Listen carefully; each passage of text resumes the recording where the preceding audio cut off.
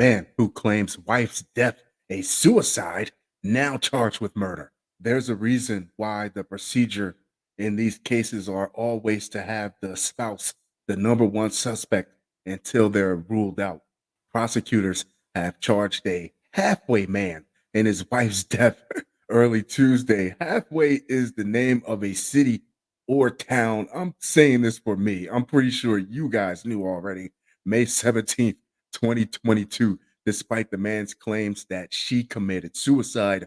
Lucky Johnson, 40, is charged with first degree murder in the death of Dariana Johnson at their home on South 207th Road near Halfway. According to a probable cause statement, the 27-year-old woman was found by detectives lying on her bed with a shotgun by her side aimed at her head. It's hard to shoot yourself in the head with the shotgun. So if I was a police officer or detective, the first note that I would be checking off is to see that a shotgun was used in a suicide as opposed to a handgun or something a little bit more simple. And to have her husband flailing around the crime scene, trying to really drive it home that she killed herself before we investigated anything. Yeah, we'll get to you in a second, buddy. You sit down. Investigators say, however, that the nature of her injuries and the position of the weapon were inconsistent with suicide. Additionally, they said powder gas stains were found in a fold of a sheet, and the wound was not consistent with a contact shot. Court documents state that Lucky Johnson told investigators he was asleep with his wife in bed when he was awakened by a gunshot and found that she had shot herself. That just sounds so shady. The way he's describing it would have me picture that the spouse would be in bed doing enough shifting, doing a certain amount of positioning that would at least have me roll over and ask her, "What the hell are you doing over there?"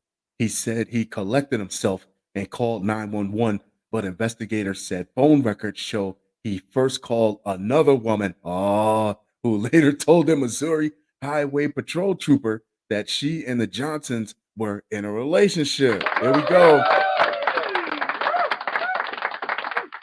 The love triangle, and he just messed up the other two sides.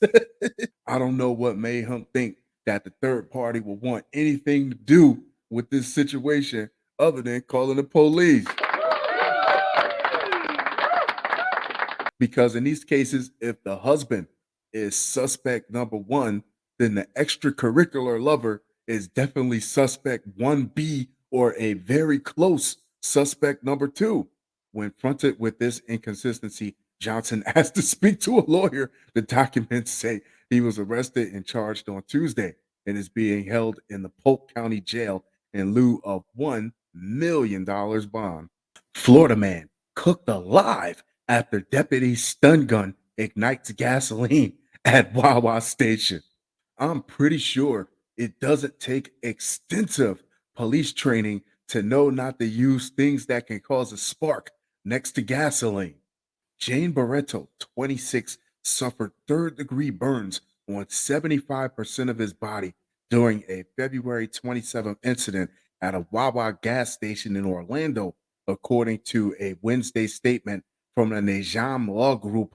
A deputy with the Osceola County Sheriff's Office allegedly tackled Burrito from behind, knocking him and his dirt bike to the ground and spilling gas, the statement said. Already reckless. At least three other deputies then appeared. Barreto's attorney said, one of whom used a stun gun on Barreto. I could see someone being in a real time one on one situation where they had to subdue somebody and the stun gun would be at the top of the list of priorities to use. But in the event where two or three, if your help shows up, if your backup shows up, then the stun gun drops a little bit lower on the list of tools to use to get somebody under control.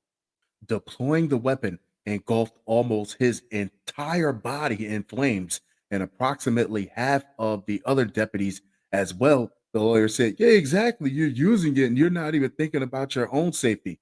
This fireball, caused by the reckless, foolish, unnecessary use of the stun gun, the statement said, led to the horrific explosion, engulfing the two of them and injuring two other deputies with minor burns.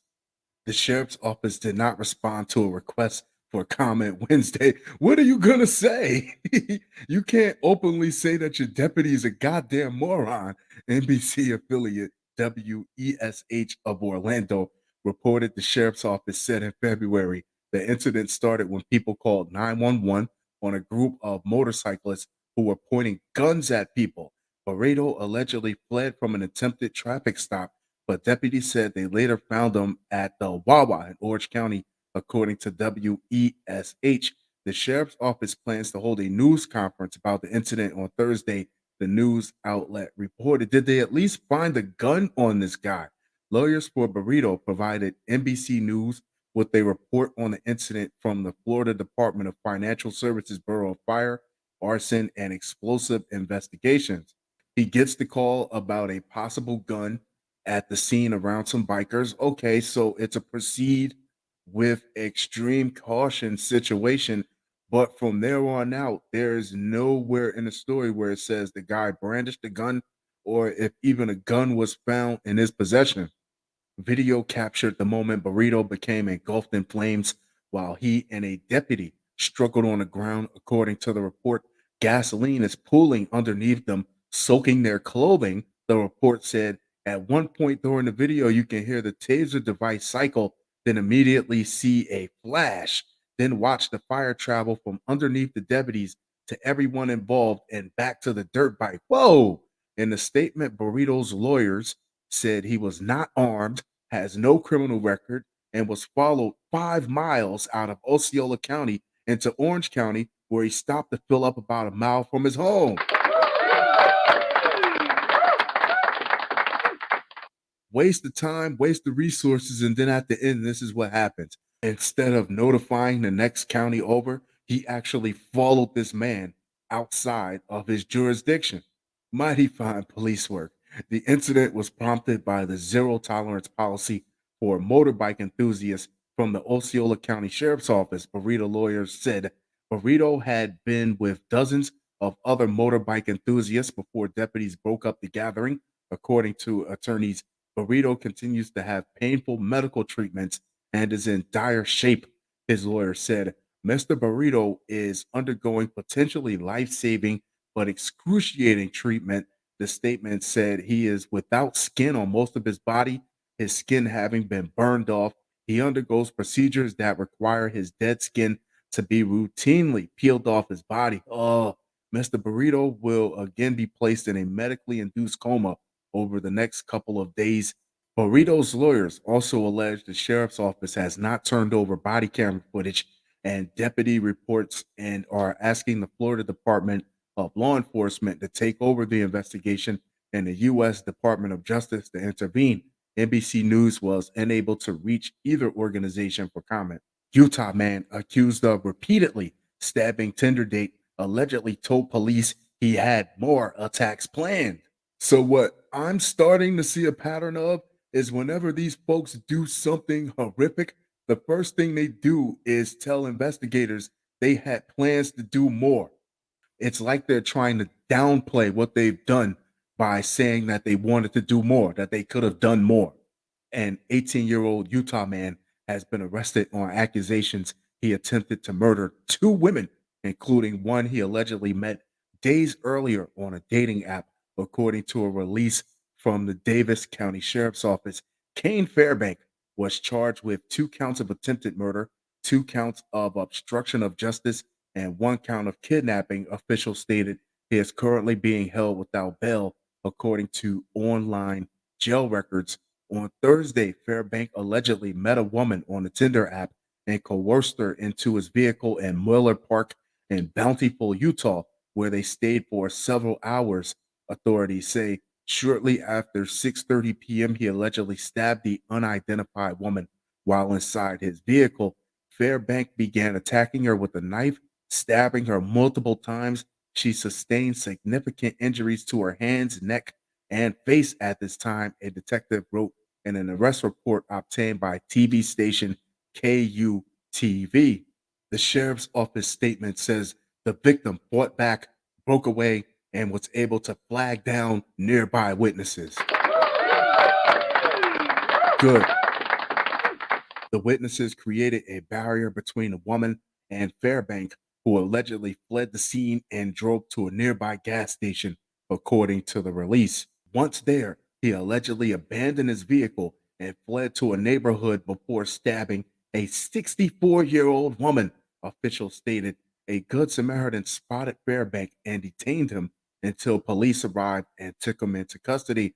While speaking with investigators, Fairbank allegedly said he planned to kill other people, KUTV reports. He further stated he had been planning since he started interacting with her on Tinder. Fairbanks states he invited victim one to the park with the intent of luring her into his car and killing her, the arrest report stated. Shout out to the woman who fought this loser off. He could have easily been on Tinder right now looking for potential other victims. Providence man pleads guilty after claiming package of cocaine. We still haven't learned about getting drugs in the mail, have we? A Providence man will be sentenced later this year after prosecutors say he took custody of a package from Puerto Rico that contained nearly 2 kilograms of cocaine. For you guys out there that's still anti metric, 2 kilograms is a little bit under 4.5 pounds. I mean, it's an educational show.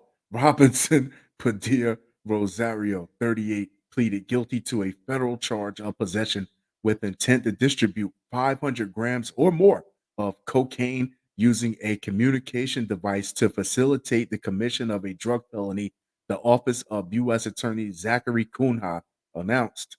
I think when they say communication device, they mean the mailing system. According to the charging documents, Padilla Rosario tried to accept a package addressed to Jose Ascona on April 15th, 2021, saying he was a relative and the package contained medication for Ascona, but he was told by the U.S. Postal Service worker that Ascona would have to claim the parcel himself. Oh, that was his blessing in disguise. That's when he should have let things be. Leave it alone. Leave it alone. 2 days later, Padilla Rosario picked up the package after claiming to be Ascona and was arrested upon leaving the post office, prosecutors said. He had a license with the name and address where the package was supposed to be delivered, along with the phone that he'd been using to communicate with the person from Puerto Rico, according to prosecutors. Padilla Rosario is scheduled to be sentenced on August 16th. I'm almost certain they knew exactly what was in that package the first time they tried to deliver it. They just wanted to make 100% sure that the right person owned up to it. Fun show. Fun show. Fun show.